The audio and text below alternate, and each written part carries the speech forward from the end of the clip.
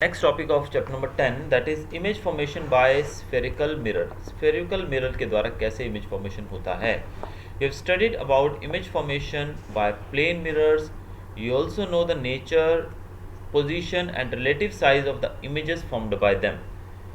How about the images formed by spherical में. तो plane mirrors का हमने देख लिया था, मैंने स्टार्टिंग ऑफ द चैप्टर आपको समझा दिया, लेकिन स्फेरिकल मिरर्स में कैसे होता है. How we can locate the image formed by a concave mirror for different positions of an object, are the objects real और वर्चुअल.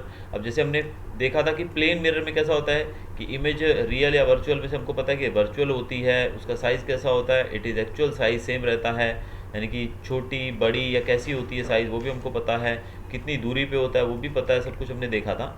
तो यहाँ पर हम स्फेरिकल मिरर्स के बारे में देखें कि अलग अलग पोजीशन पे अगर ऑब्जेक्ट हो तो वहाँ पर कैसे इमेज है वो फॉर्म होती है अलग अलग पोजीशंस पे. You will see in the above activity that the nature, position and size of the image formed by a concave mirror depends on the position of the object in relation to P, F और C. P है यहाँ पर पोल, F है principal focus और C है centre of curvature. तो इसके आधार पे यानी कि कहाँ पर पोजीशन है उसकी, उस पर डिपेंड करता है इमेज का नेचर, उसका पोजीशन और उसकी साइज भी. The image formed is real for some positions of the object. कुछ जगहों पे ऑब्जेक्ट जो है रखा जाए तो वहाँ पर इमेज फॉर्म्ड होती है वो रियल होती है. It is found to be virtual. कुछ जगहों पे वो वर्चुअल होती है इमेज, कुछ जगहों पे रियल इमेज होती है. ये सब डिपेंड करता है पोजीशन ऑफ द ऑब्जेक्ट कि ऑब्जेक्ट कहाँ पर है. अब यहाँ पर अगर आपको शॉर्टली समझाऊँ कि जैसे कि हमने देखा था कि अगर मिरर के यहाँ पर ऑब्जेक्ट है, यहाँ पर है, कहाँ पर है, इमेज का नेचर उसी पे डिपेंड करता है. तो वो कहाँ पर उसकी पोजीशन होगी और कैसी इमेज बनेगी वो इस टेबल के द्वारा हमारे सामने रखा गया है.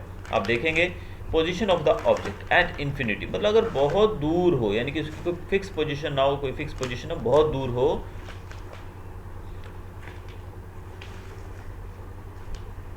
तो क्या होगा. तो ऐसे में पोजीशन ऑफ द इमेज, अगर बहुत दूर ऑब्जेक्ट पड़ा हो, समझो कि ये आपका मिरर और इमेज आपकी, मतलब अगर हम बात करें ऑब्जेक्ट जो बहुत दूर पड़ा है, समझो यहाँ रख दिया हमने ऑब्जेक्ट, तो जो इमेज बनेगी that will be at focus F. Image यहाँ पर बनेगी एफ पे, समझो ये एफ है आपका, तो यहाँ पे इमेज बनेगी.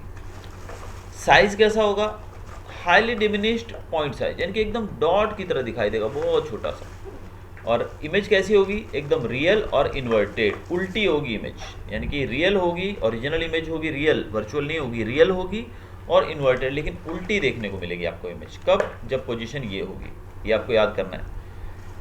बियॉन्ड सी, सी आपको पता है आपका सेंटर ऑफ कर्वेचर होता है. सी, सी के बियॉन्ड यानी सी के पीछे हो, समझो कि सी के जरा सा पीछे कहीं भी हम थोड़ा बहुत आगे पीछे करके अगर ऑब्जेक्ट को लोकेट करें तो इमेज जो बनेगी वो F और C के बीच में, यानी कि इमेज यहाँ पर बनेगी F और C के बीच में कहीं पर. साइज़ कैसा होगा, डिमिनिश, छोटा होगा, यानी कि ऑब्जेक्ट से छोटा होगा साइज़. ऑब्जेक्ट के बाद उसकी साइज़ यानी नेचर की बात करें वो रियल और इन्वर्टेड होगा. अगर हम बात करें C, सेंटर ऑफ कर्वेचर, अगर उसका पोजीशन ऑब्जेक्ट का ये हो C, तो इमेज बनेगी वो भी C पे ही बनेगी. देखिए ये चीज़ याद रखने वाली है कि इस केस के अंदर ऑब्जेक्ट और इमेज दोनों एक ही जगह पर बनेगी. साइज़ कैसा होगा, same size, real and inverted, उल्टी होगी इमेज. अगर C और F के बीच में हो, C ये रहा हमारा, F ये रहा, इन दोनों के बीच में हो, तो इमेज कहाँ बनेगी, बियॉन्ड C, C के पीछे इमेज बनेगी, यानी कि C के बाहर यहाँ कहीं इमेज बनेगी. कैसी होगी इमेज, लार्ज, बड़ी इमेज होगी, रियल और इन्वर्टेड होगी. F, अगर हम ऑब्जेक्ट यहाँ पर F पे रख देते हैं, समझो कि F है तो यहाँ पर हमने ऑब्जेक्ट रख दिया, तो इमेज कहाँ बनेगी, इन्फिनिटी पे. इन्फिनिटी मतलब बहुत दूर, कहीं पर बहुत दूर इमेज बनेगी. तो दूर बनेगी तो कैसी बनेगी वो, लार्ज, बहुत बड़ी बनेगी. यहाँ पर एनलार्ज मतलब बड़ी, यहाँ पर हाईली एनलार्ज, बहुत बड़ी. कैसा होगा नेचर, रियल एंड इन्वर्टेड. अगर between P and F, P हमारा क्या होता है, पोल ये रहा, F प्रिंसिपल फोकस, तो इन दोनों के बीच में अगर यहाँ पर कहीं ऑब्जेक्ट है तो इमेज बनेगी बिहाइंड द मिरर. इमेज बनेगी बिहाइंड द मिरर, यानी कि इमेज के पीछे. इमेज यहाँ पर मिरर के पीछे कहीं बनेगी. कैसी होगी, लार्ज, लेकिन वर्चुअल एंड इरेक्ट. लेकिन इस केस के अंदर आप देख रहे हो वर्चुअल, यानी कि इमेज रियल नहीं होगी और इरेक्ट, सीधी होगी, यहाँ पर उल्टी नहीं होगी. तो टेबल आपको प्रॉपरली लर्न कर लेना है कि पोजीशन के हिसाब से कि कहाँ पर पोजीशन होगी और कैसी इमेज बनेगी. तो यहाँ पर हम अगले टॉपिक में देखेंगे representation of images found by spherical mirrors using रे डायग्राम। रे डायग्राम अभी तो हमने देखा ये टेबल के हिसाब से, लेकिन डायग्राम बना के भी इसका दिखाया जाएगा कि कैसे ये इमेजेस बनेंगी। तो फर्स्ट केस के अंदर आप देख सकते हैं a ray parallel to the principal axis after reflection will pass through the principal focus in case of a concave mirror। अब ये इनमें से आपको पहले फाइंड आउट करना है कॉन्केव कौन सा है। This is concave. कॉन्केव के लिए मैं CC लिख रहा हूँ और कॉन्वेक्स के लिए मैं CV लिख रहा हूँ। तो कॉन्केव ये रहा, कॉन्वेक्स ये रहा। तो दोनों केसेस के अंदर देखेंगे, अगर हम पहले कॉन्केव मिरर लेते हैं तो समझो कि रेज पैरेलल आ रही हैं। पैरेलल मतलब देखिए इन दोनों के बीच में सेम गैप है, ये पैरेलल है दोनों। अगर वो दोनों पैरेलल आती हैं तो after reflection they will pass through the principal focus. आप देख रहे हो जब यहाँ पर रिफ्लेक्ट हो रही हैं तो F प्रिंसिपल फोकस में से वो पास होकर गुजर रही है और appear to diverge from the principal focus in case of convex mirror. लेकिन अगर वो कॉन्वेक्स मिरर है, कॉन्केव मिरर में तो प्रिंसिपल फोकस में से पास हो रही है वो, लेकिन कॉन्वेक्स मिरर है तो भी आप देखिए दोनों पैरेलल है रेज, ये दोनों इंसिडेंट रेज है और पैरेलल हैं। जब ये आएंगी तो जब आपको मैंने बताया था कि जो कॉन्केव मिरर होता है उसके केस में रिफ्लेक्ट होकर वापस आती है रेज, और कॉन्वेक्स मिरर के केस में रिफ्लेक्ट होकर फैल जाती है, दूर दूर चली जाती हैं। तो यहाँ पर आप देख रहे हैं दूर जाएगी, तो जब आप उसको वापस लोगे तो ऐसे केस में आपको पता लगेगा कि वो डाइवर्ज हो रही हैं फिर से प्रिंसिपल फोकस के ऊपर ही। This is illustrated in figure 10.3 A and B। ये दोनों चीज़ें यहाँ पर बताई गई हैं। कब? जब वो दोनों पैरेलल होंगी तब। तो पैरेलल की सिचुएशन में इमेज फॉर्मेशन कहाँ होगी? F पे, प्रिंसिपल फोकस पे। दूसरा केस देखते हैं हम लोग यहाँ पर, a ray passing through the principal focus of a concave mirror और a ray which is directed towards the principal focus of a convex mirror. अब प्रिंसिपल फोकस कौन सा है? ये रहा हमारा, आप यहाँ पे पिक्चर में देख सकते हैं। दिस इज F जो लिखा गया है, दिस इज प्रिंसिपल फोकस। अगर कोई रे सीधी यानी कि पैरेलल नहीं जा रही, वो सीधी प्रिंसिपल फोकस की तरफ आती है, तो प्रिंसिपल फोकस से गुजरकर जो है वो कैसे जाएगी? वो इस प्रकार से जाएगी कॉन्वेक्स मिरर। पहले तो आपको बता दूं कि this is CC and this is CV, convex mirror.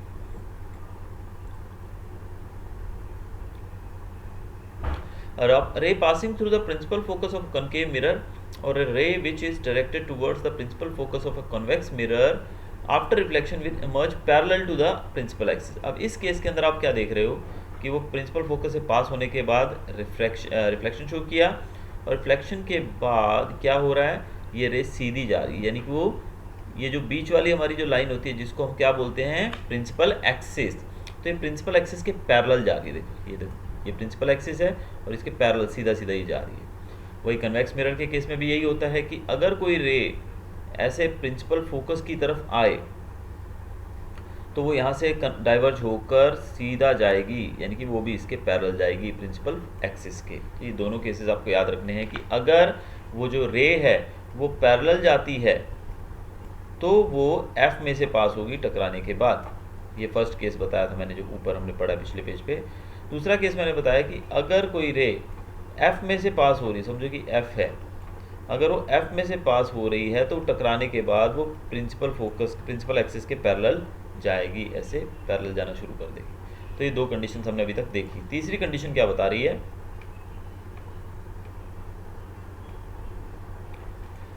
Passing through the center of curvature of concave mirror or directed in the direction of center of curvature of a convex mirror after reflection is reflected back along the same path। अगर centre of curvature में से पास हो C में से, तो वो टकराने के बाद वापस उसी डायरेक्शन में जाती है, यानी कि वो एक ही लाइन शो होगी, यानी कि जिस डायरेक्शन से वो आएगी उसी पाथ पे वो वापस चली जाएगी। वही जब कॉन्वेक्स मिरर की बात करें तो वहाँ पर भी यही होता है कि अगर कोई रे सेंटर ऑफ कर्वेचर की तरफ जा रही है तो आफ्टर रिफ्लेक्शन वो वापस उसी रास्ते पर जाएगी, यानी कि दोनों केसेस के अंदर आपने देखा वो रे जो है वहीं पर वापस हो रही है।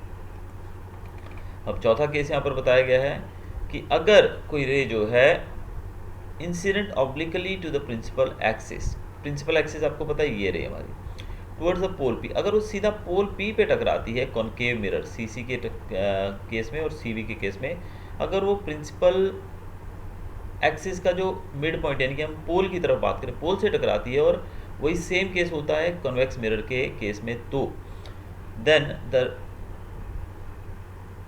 The incident ray and the reflected ray follow the laws of reflection at the point of incidence making equal angle. तो इस केस के अंदर लॉज ऑफ रिफ्लेक्शन, तो लॉज का जो मैंने आपको फर्स्ट वीडियो के अंदर बताया, लॉज को ये फॉलो करेगी।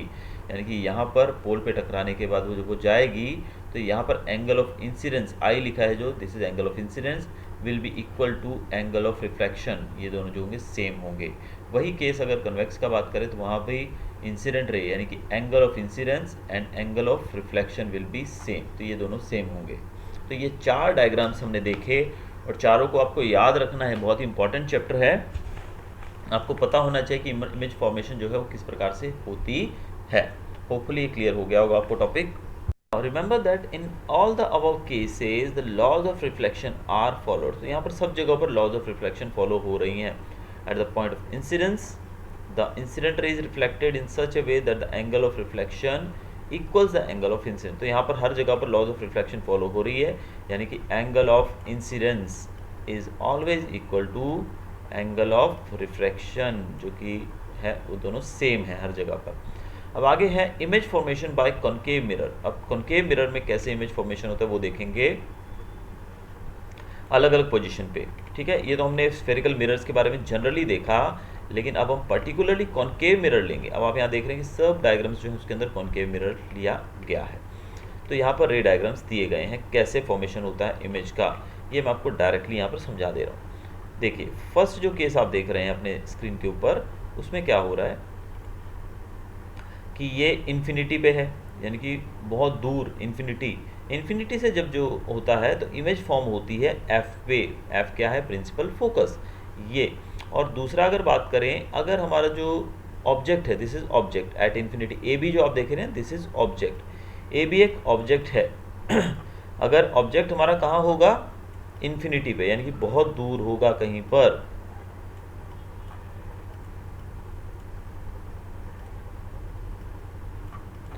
तो ऑब्जेक्ट इन्फिनिटी पे होगा तो हमारा जो इमेज फॉर्मेशन होगा वो एफ पे होगा। लेकिन अगर ऑब्जेक्ट जो है वो सी, सेंटर ऑफ कर्वेचर के पीछे होगा कहीं पर, यहाँ पर इन्फिनिटी यानी कि बहुत दूर है, लेकिन अगर वो सी के पीछे होगा तो इमेज फॉर्मेशन विल बी कहाँ पर होगा?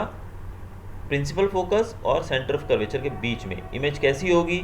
उल्टी होगी। देखो यहाँ पर ए बी था, लेकिन यहाँ पर नीचे की तरफ इमेज आया, यानी कि बी ए बन गया, उल्टा हो गया, ये बी डैश ए डैश बन गया, उल्टी है इमेज। ठीक है, और साइज़ भी देख सकते हो आप, यहाँ पर बड़ा था छोटा हो गया है, यहाँ पर साइज़ बड़ा था और यहाँ पर डॉट जैसा हो गया।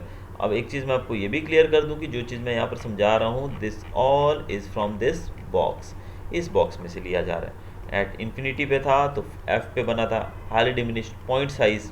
फर्स्ट केस के अंदर हमने क्या देख लिया यहाँ पर कि एफ जो है वो कैसा है, ये जो केस है आपके सामने, यहाँ पर मैं बार बार मुझे पेज चेंज करना पड़ेगा, but still you can see here, ये इन्फिनिटी पोजीशन बता दिया। फिर इमेज फॉर्म कहाँ हुई? एफ पे हुई, पॉइंट साइज है बिल्कुल डॉट एकदम।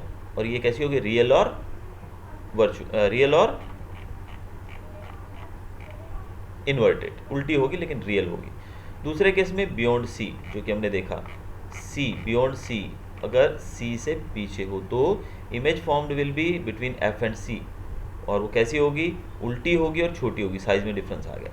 तीसरा केस आपको जो है आपकी बुक के अंदर आप देख सकते हैं कि अगर जो ऑब्जेक्ट है वो सी पे होगा, वो सी पे होगा तो क्या होगा? सी पे होगा तो इमेज भी सी पर ही बनेगी। ठीक है, अगर वो सी पर होगा तो आप देख सकते हो यहाँ पर इसी के हिसाब से, अगर सी पे होगी ऑब्जेक्ट तो इमेज भी सी पे बनेगी। कैसी होगी? सेम साइज़ की होगी लेकिन उल्टी होगी, रियल एंड इन्वर्टेड। तो आप यहाँ पर देख भी सकते हैं अपने स्क्रीन के ऊपर कि कैसे इमेज जो है ए बी वो उल्टी हो गई, नीचे की तरफ आ गई है, सी के ऊपर ही इमेज आ गई और उल्टी हो गई है। साइज़ भी सेम होगा दोनों का। डी के अंदर बताया था उन्होंने कि अगर जो इमेज है, ऑब्जेक्ट है, वो सी और एफ के बीच में हो, ये आपका ऑब्जेक्ट है यहाँ पर, this is your object here. ये आपको याद रखना है कि ऑब्जेक्ट यहाँ पर बताया गया है। ये मैं कलर चेंज करूँ यहाँ पर, फिर आपको थोड़ा और अच्छे से क्लियर हो जाएगा। Now this is the object. ठीक है, ए बी ऑब्जेक्ट है, तो ऑब्जेक्ट अगर सी और एफ के बीच में हो तो इमेज फॉर्म कहाँ पर होगी? इन्फिनिटी पे, बहुत दूर होगी। कहाँ पर हो रही है? देखो सी के पीछे, यानी कि सॉरी सी के पीछे होगी, यानी कि सेंटर ऑफ कर्वेचर के पीछे होगी, इन्फिनिटी पे नहीं जाएगी, सी के पीछे होगी इमेज फॉर्म। इमेज कैसी होगी? उल्टी होगी, उल्टी है। साइज़ कैसा होगा? यहाँ छोटा है और यहाँ बड़ा है, लार्ज होगा साइज। अब अगला अगर ई सेक्शन देखें हम, अगर ऑब्जेक्ट एफ पे होगा प्रिंसिपल फोकस पे तो इमेज बनेगी इन्फिनिटी पे। साइज़ कैसा होगा? डिमिनिश्ड, डॉट एकदम देख सकते हो आप, एकदम छोटा सा डॉट दिखाई दे रहा है, मेरे ख्याल से यहाँ पर डॉट ही होगा। Let me check once again. नहीं, यहाँ पर हाईली एनलार्ज होगी, बहुत बड़ी इमेज होगी, क्योंकि कंपैरेटिवली जो हमने देखा था उससे बड़ी होगी इमेज। क्यों बड़ी होगी? क्योंकि दूर जाकर बन रही है, तो इसको हम आगे शो नहीं कर पा रहे हैं कि कितनी बनेगी, तो लेकिन आगे जाएगी तो इमेज उतनी ही बड़ी बनेगी। लेकिन लास्ट केस के अंदर बताया है कि अगर ऑब्जेक्ट जो है वो पोल और एफ के बीच में होगा, यानी कि प्रिंसिपल फोकस और एफ पी के बीच में होगा इमेज ऑब्जेक्ट, तो जो इमेज फॉर्मेशन होगी वो कहाँ पर होगी? वो पीछे की तरफ होगी, यानी कि इनसाइड द मिरर, मिरर के अंदर होगी। और साइज़ कैसा होगा? हाईली एनलार्ज, बड़ा होगा साइज़, ठीक है। वही चीज़ आपको यहाँ दिख रही है, देखिए बिहाइंड द मिरर, मिरर के अंदर वो इमेज बन रहा है और एनलार्ज है, बहुत बड़ा है, वर्चुअल और इरेक्ट। अब इस केस के अंदर इरेक्ट है, देखिए इरेक्ट मतलब सीधा है, देखिए ए बी लिखा हुआ है, नीचे की तरफ नहीं है इमेज, ऊपर ही बना है ए बी। लेकिन साइज़ देख लीजिए, छोटा था यहाँ बड़ा हो गया है और सीधी इमेज बन रही है। और ये शीशे के सामने बन रही थी सारी इमेज, लेकिन इस केस के अंदर इमेज कहाँ बनेगी? शीशे के पीछे। तो ये 6 के 6 रे डायग्राम्स जो है ये आपको याद होने चाहिए। अब हम थोड़ा सा देखेंगे कॉनकेव मिरर के यूजेस के बारे में। कॉनकेव मिरर का उपयोग कहाँ कहाँ होता है?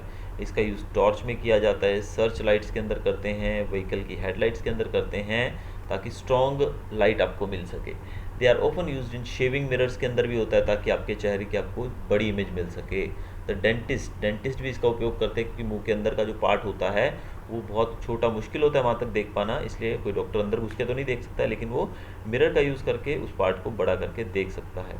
लार्ज कॉनकेव मिरर्स जो हैं उनका यूज़ किया जाता है सनलाइट को एक ही जगह पर कॉन्सेंट्रेट करके हीट प्रोड्यूस करने के लिए सोलर फर्नेसेस के अंदर, की किसी फैक्ट्री के अंदर, इंडस्ट्री के अंदर बहुत हीट चाहिए, तो कॉनकेव मिरर का यूज़ करके सूरज की रोशनी को एक ही जगह पर फोकस किया जाता है, ताकि वहाँ पर ज़्यादा से ज़्यादा रोशनी मिल सके। तो ये था हमारा uses of concave mirror and the formation of image in concave mirror. Concave mirror के अंदर इमेज फॉर्मेशन कैसे होता है अलग अलग पोजीशंस के ऊपर।